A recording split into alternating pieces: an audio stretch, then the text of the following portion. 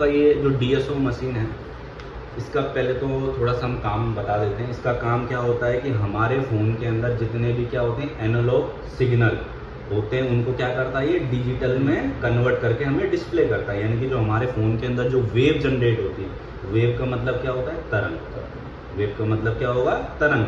तो हमारे फ़ोन के अंदर जितनी भी वेव जनरेट होती हैं, चाहे वो साइन वेव हो, चाहे वो स्क्वायर वेव हो, उनको ये मेजर करता है और हमें डिस्प्ले करता है कि वो बन रही है या नहीं बन रही है, या उसमें कुछ डिस्टर्बेंस तो नहीं है।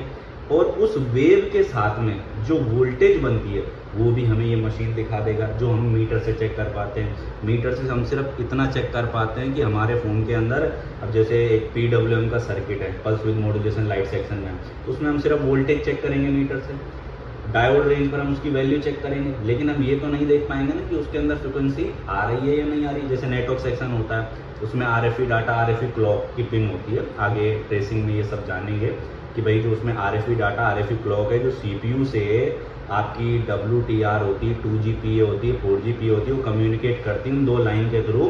तो उन लाइन के अंदर जो वेव है, जो सिग्नल है, वो प्रॉपर बन रहा है या नहीं बन रहा, वो सब ये मशीन चेक करता है। तो जब आप नया मशीन इसको खरीदते हैं तो इसके अंदर एक यहाँ पर एक पावर बटन है।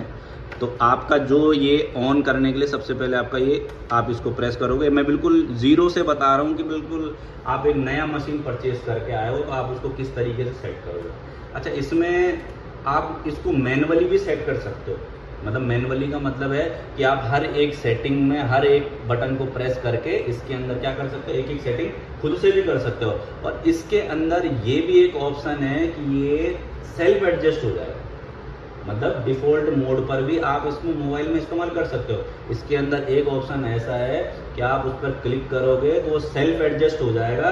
तुम मोबाइल के अंदर कुछ छेड़ोगे भी नहीं, इसमें उस सेल्फ एडजस्ट वाले ऑप्शन से भी तुम मोबाइल की फ्रिक्वेंसी को चेक कर पाओगे।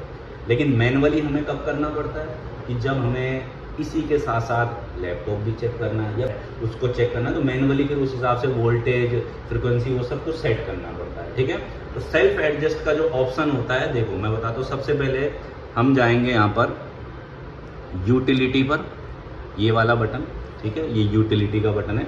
ये यूटिलिटी आपका बटन बिल्कुल वैसा है जैसा आपके मोबाइल के अंदर सेटिंग होता है ना, सेटिंग का ऐप होता है।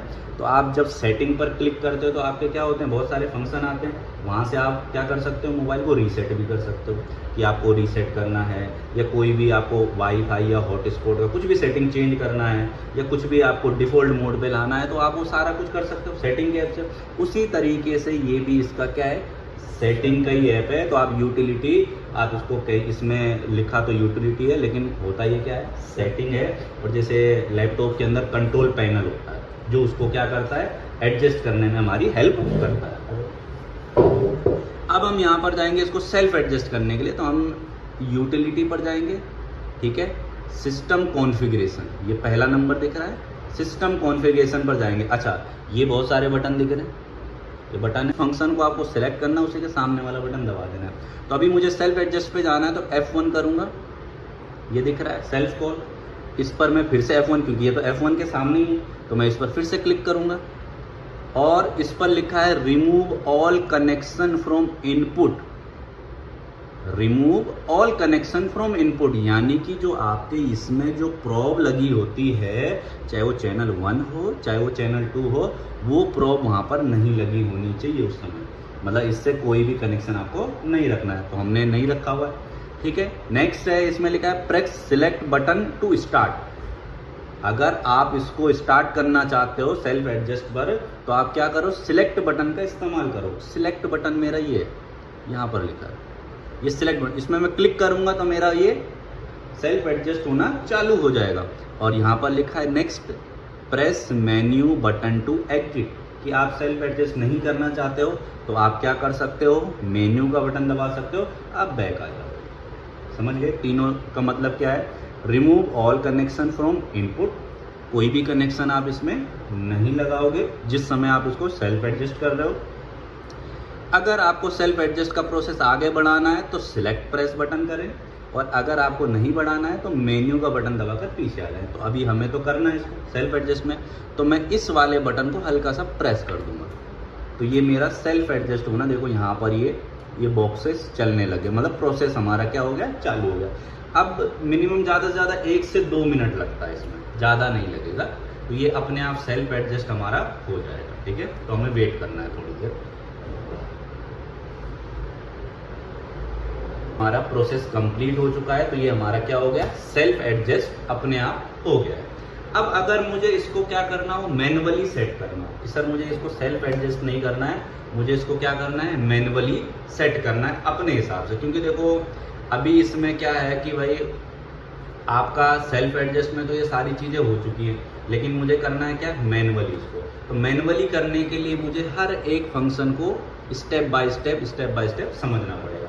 तो अभी तो हमने सिर्फ और सिर्फ क्या समझा है, सेल्फ एडजस्ट करना। और अगर मैं इसी पर काम करूंगा, सेल्फ एडजस्ट पर ही काम करूंगा, तो मुझे जो इस मशीन के साथ में ये जो केबल मिली हुई है, इसको भी इसके साथ में क्या करना पड़ेगा, कैलिब्रेट करना पड़ेगा। जब सेल्फ एडजस्ट कर लिया, सर मैं मैनुअली इसको नहीं करूंगा, मैं सेल्फ एडजस्ट पे ही मेरा काम हो जा रहा है, तो मैं क्या करूंगा, इस केबल को भी इसके साथ में क्या करूंगा, कैलिब्रेट करूंगा।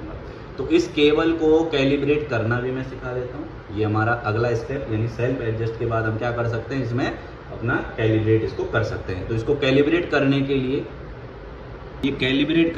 देखिए सबसे पहले आपको क्या करना है कि जो आपका ये केबल है, इसमें देखिए एक ये कैप लगी होती है। जब आप कभी भी कुछ भी चेक करते हैं तो इस पॉइंट से करेंगे, देखो जैसे मल्टीमीटर की बिल्कुल प्रोब होती है, बिल्कुल उसी तरीके से ये, ठीक है।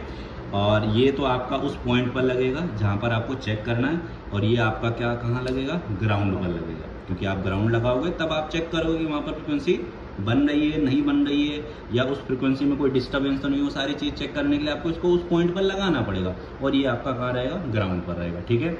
अब इसको जब हमें क्या करना है, सेल्फ एडजस्ट करना है, तो हमने इसको इस पर लगा दिया है फिलहाल।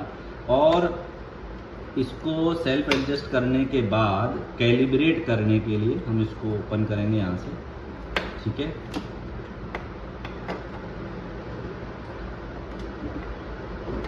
अच्छा, इसमें एक और चीज़ है, यहाँ पर थोड़ा सा आपको जूम करके हम दिखाएंगे।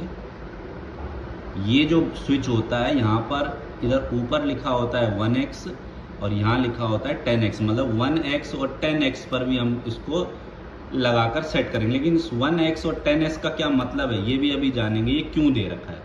अभी इस प्रॉब में अभी हमने सिर्फ इतना जाना है कि भाई ये चेक करने के लिए होता है, ग्राउंड होता है, लेकिन इस 1x और 10x का क्या मतलब है, वो भी अभी हम आगे जानेंगे, ठीक है। सबसे पहला काम, इसको कैलिब्रेट करने के लिए, यानी कि इसको सेट करने के लिए हमको एक इस तरीके का एक स्क्रू ड्राइवर भी मिला होता है। ये इस तरीके का एक स्क्रू ड्राइवर होता है, ठीक है। ये भी हमारा फ्रिक्वेंसी जो हमारी, जब हम सेट करते हैं, इसको कैलिब्रेट करते हैं, तो उस समय अगर कोई फ्रिक्वेंसी तिरछे में दिखा रहा है तो उसको बिल्कुल ये सेट करेगा, ठीक है। अब किस तरीके से वो देखेंगे आगे। तो सबसे पहला काम आपको इस तरीके से इसमें लगा देना होगा। ये आपका लग गया 1 पर, ठीक है। किस पर लगा दिया मैंने, चैनल 1 पर।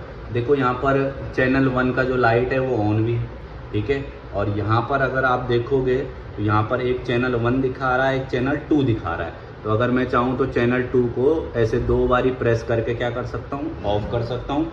चाहूँ तो चैनल 1 को भी ऑफ कर सकता हूँ। इस तरीके से 2 बार प्रेस करना है तो चैनल दोनों क्या हो जाएंगे, ऑफ हो जाएंगे। लेकिन हमें तो क्या, एक चैनल तो कम से कम ऑन रखना है ना, चाहे चैनल 2 करूँ चाहे चैनल 1 करूँ। तो मैं किस पर काम कर रहा हूँ कि चैनल 1 पर, तो मैं क्या करूँगा, चैनल 1 को ऑन कर दूंगा। देखिए ग्रीन लाइट भी जल गई, ये मेरा ऑन हो गया। अब मुझे इस प्रोब को कैलिब्रेट करना है इसके साथ में। तो सबसे पहले इसके अंदर जो ये ग्राउंड पॉइंट है, ये वाला, तो ये इसके इस पॉइंट पर लगा देना नीचे। यहाँ पर आगे पॉइंट बना भी है ग्राउंड का, और इसके ऊपर जो पॉइंट है पर कनेक्शन लगाएंगे। एक तो लगाएंगे कहाँ पर, इसका ग्राउंड पर, और दूसरा यहाँ पर।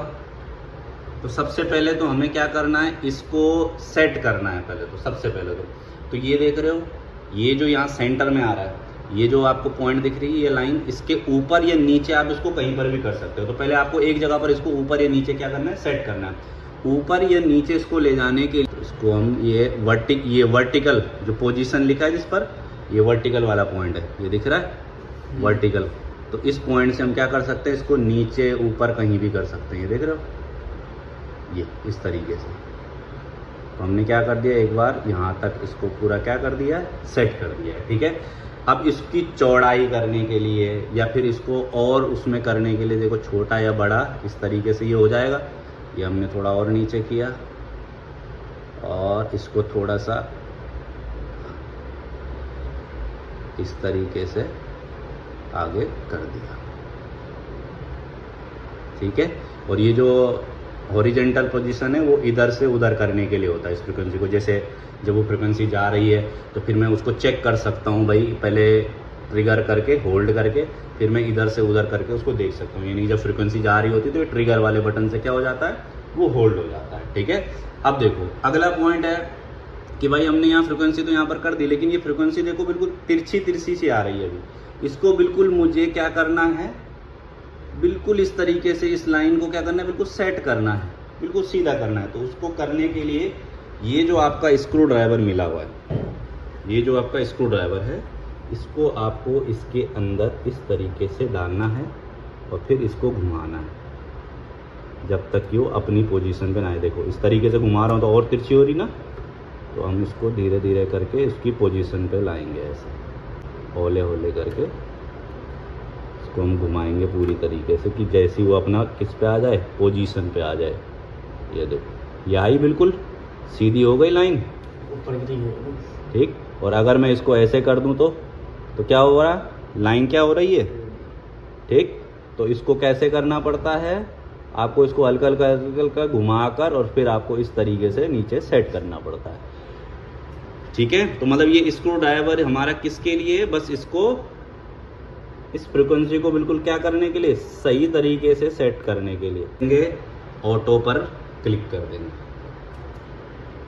ठीक है। तो ऑटो पर क्लिक करने पर हमारा देखो अभी भी ये हमारी क्या हो रही है, लाइन हमारी इसमें आ रही है। तो हम क्या करेंगे, इसको थोड़ा सा और सीधा करेंगे भाई। लाइन को हमें मेन देखना पड़ता है कि लाइन के अंदर है, स्ट्रेट में आ गई सीधी, ठीक है। अब इसको छोटा बड़ा भी कर सकते हैं, ऊपर नीचे भी कर सकते हैं। ये इस तरीके से छोटी हो गई, ठीक है। इसको ऊपर किया, थोड़ा सा कम उसमें करना है तो यहाँ से किया इस तरीके से। ये तो आप इस तरीके से मतलब सिर्फ प्रोब को क्या करोगे, कैलिब्रेट करोगे।